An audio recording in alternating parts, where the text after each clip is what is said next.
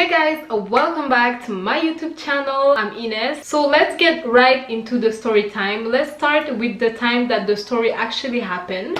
The story happened at the Miss Universe Canada 2011. That's the one that I have been selected in. Normally, if you go on Google and you type Ines Munyemana, like my whole name on Google, this actually is the first thing that you're gonna see. It's my letter and everything. I'm gonna be showing you it right over here, the screenshot that I'm gonna take about the picture of that year, my picture, the information that I gave and everything. When you type my name, usually that's the first thing coming out. And since we are getting larger and everything, I thought it's gonna be a good idea for me to talk about that story and explain to you guys what actually happened, because the Miss Universe 2011, I was a delegate, but I didn't make it till the end. And some people, because many people, they knew that I have been selected. I already found, at that time, I already found about 3 sponsors. I was getting my teeth straightened, whitened and everything. I was getting ready for the competition, but actually I didn't make it until the end. And I never explained what actually happened. Even my close family, they don't know what happened, why I didn't go to the finals. So let's start by the beginning.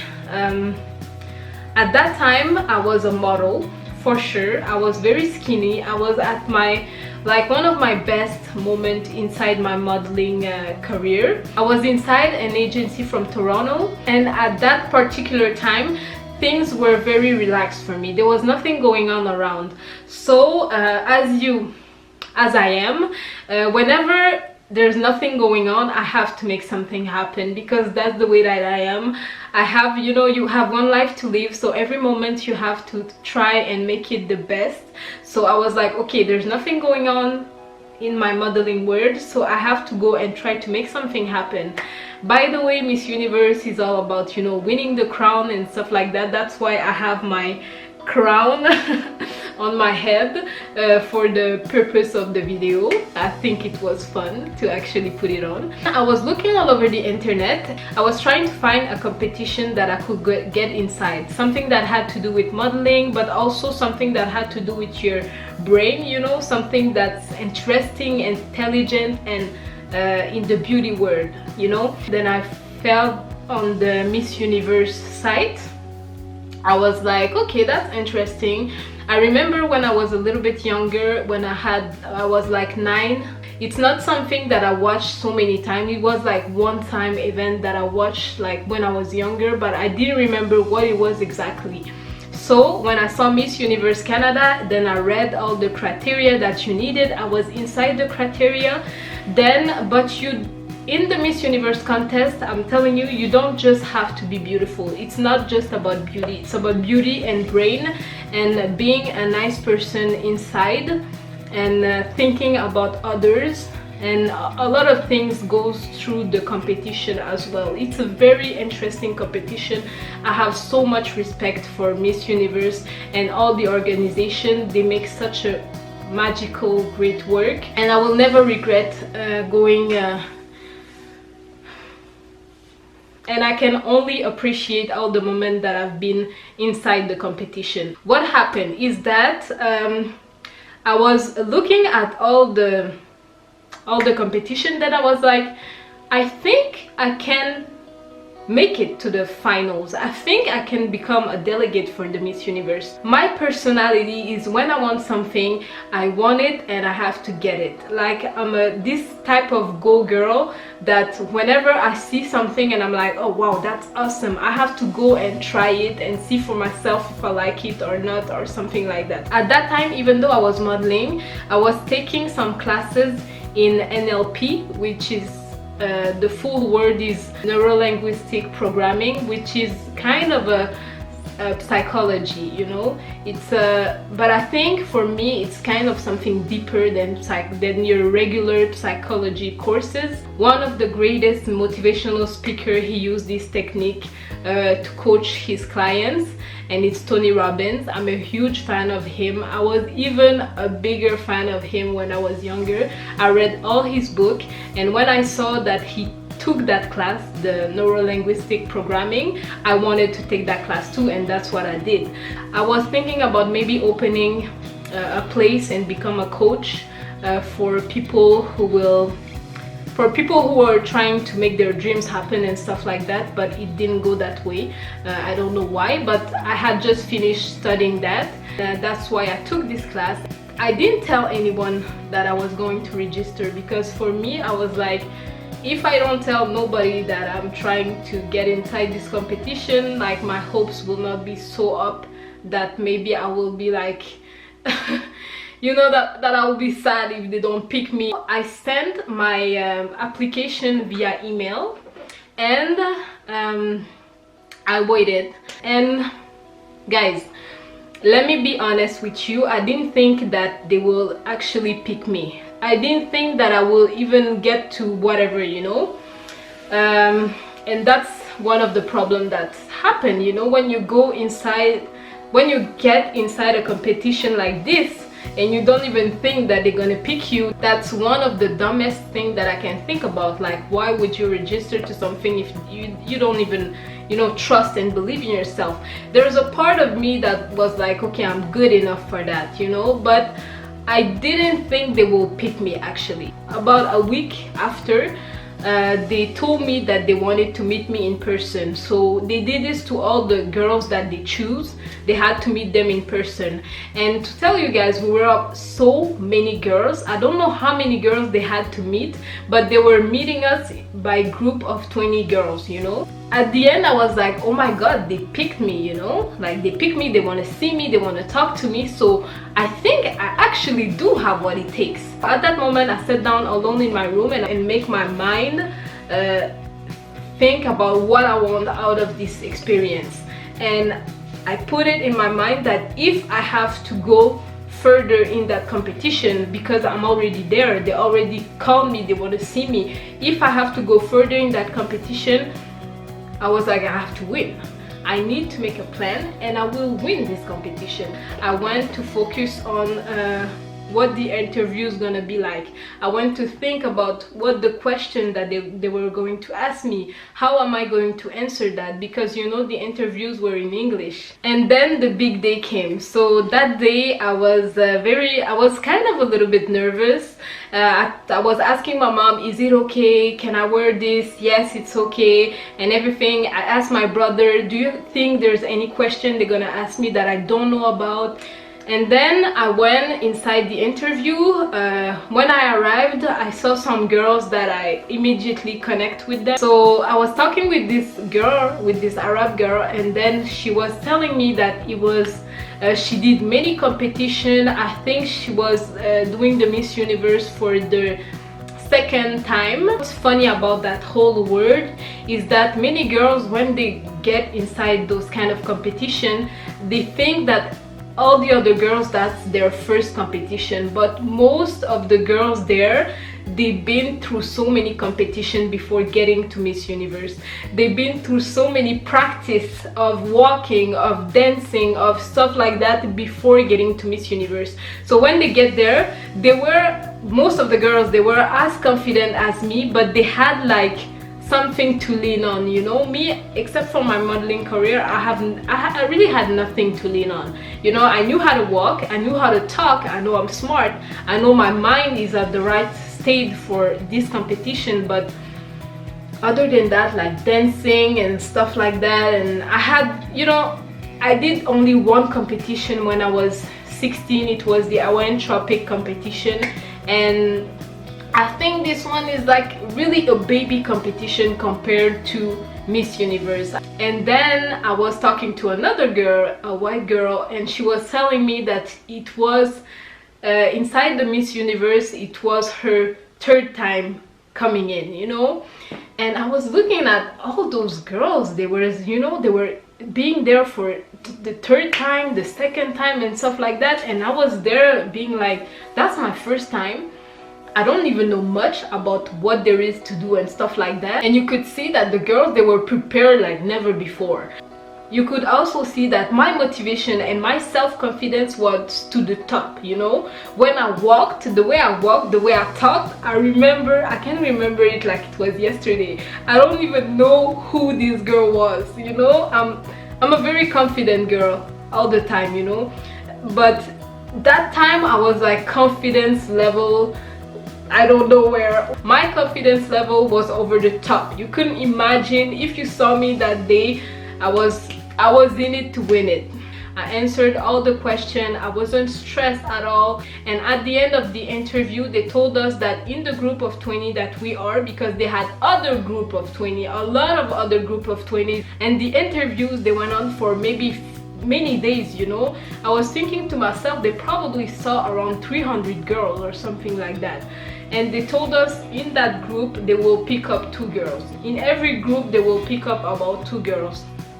And I was like, wow, because there were so many amazing girls inside there. Then I went at my house and I'm like, I was starting to stress out, but I'm like, Ines, don't worry, you're gonna be picked. They're gonna pick you. Who else can they pick? Like, you're the best. You know the kind of person that you are. You have a good heart.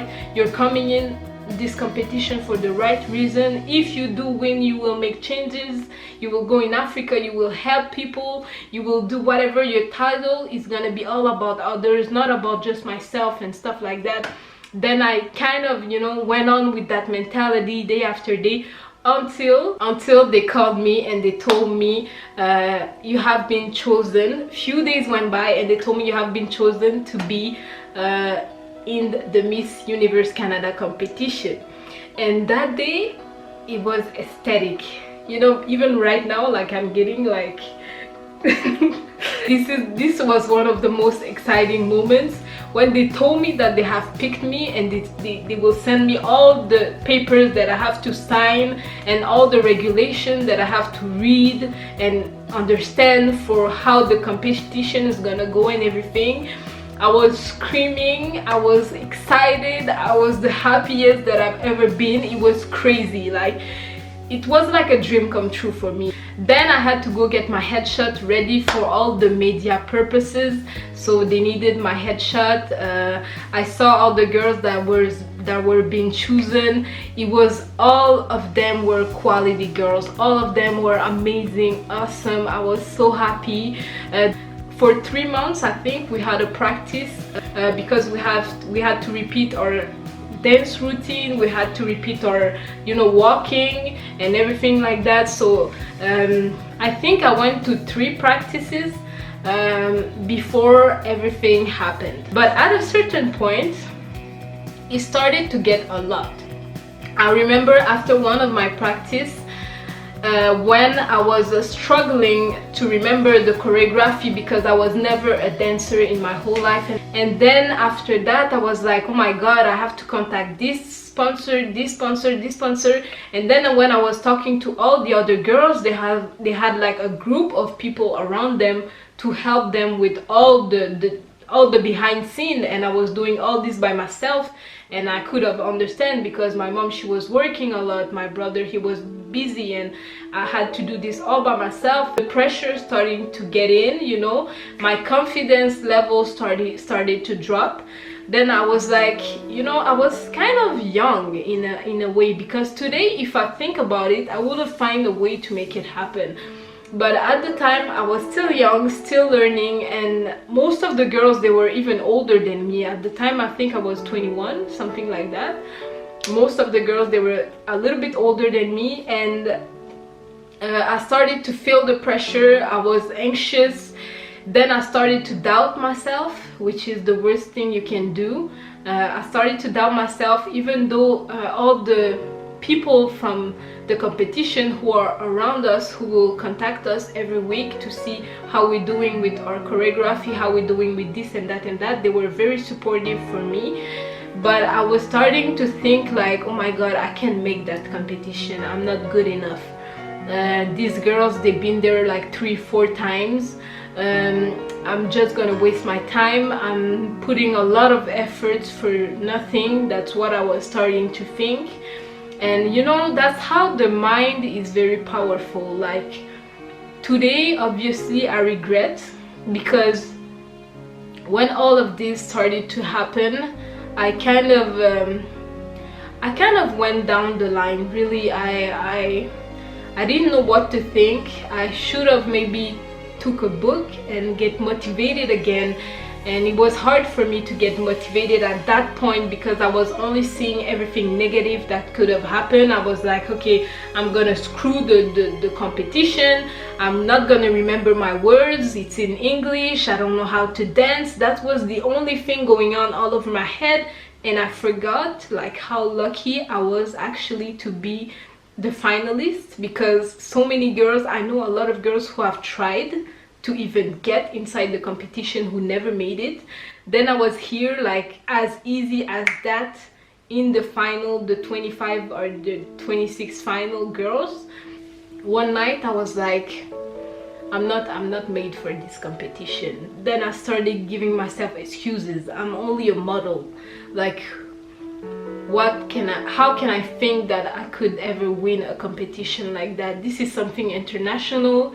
If I win Miss Universe Canada, I will go to do the Miss Universe contest, which is international, with all these girls. Then I was thinking about the Brazilian girls that I found so beautiful, then all the African girls, then all the, you know, all the things started to get so messed up in my head. And then I cried one night, and I decided that I no longer wanted to get in that competition. There were 2 months left, and yeah, I was very, very, very, very sad. And I told them, I contacted them, and I was like, I'm very sorry, but I think I made a mistake. I don't want to be a delegate for Miss Universe. I don't want to be in the final competition that will be aired on TV and stuff like that. That's one of the biggest mistakes I've made, because at that time I think it was very immature.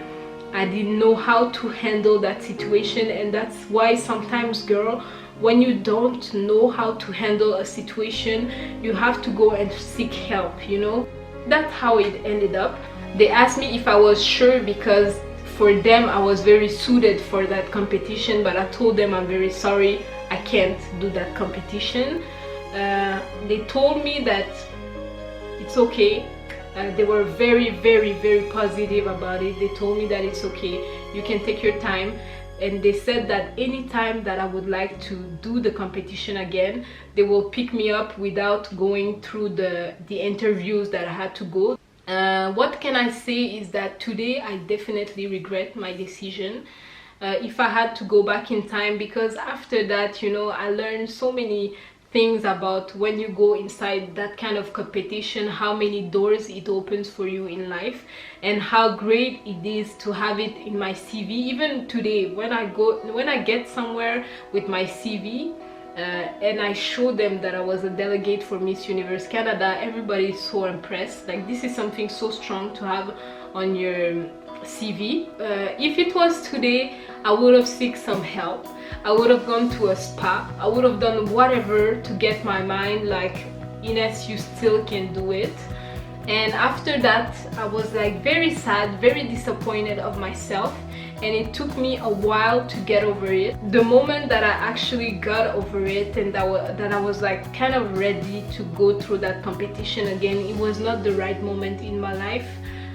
Since I have gained weight, and you know, there were other things going on inside my life. Then I was like, okay, I'm gonna lose that weight maybe next year. Then it became the next year, then it became the other year. And that's one of the things that I tell to people now. You can never wait for next year. If you want to do something, you have to do it right now, because maybe sometimes later it can be like too late. Why I'm telling you this story is that, you know, later went later on, and today I'm 27, going 28 in November. And to be inside the Miss Universe competition, you have to be less than 27 years old in January. So the last time that I could get inside that competition was this year that just passed. And this year, as you already know, I was buying my house, I was getting engaged, I had all those things going on, and it wasn't the year that my physical was ready, was the most ready for this competition. So I waited so long, and today that's what's happened. So yeah guys, thank you very much for watching this story time. I hope this can give you a good life advice for the future. Your life is your life. You only have one life and you have to live it to the fullest. If you have any question, you can leave them down in the comments down below. And yeah, as always, thank you very much for watching this video. I love you all, and I'll see you guys in my next video. Bye.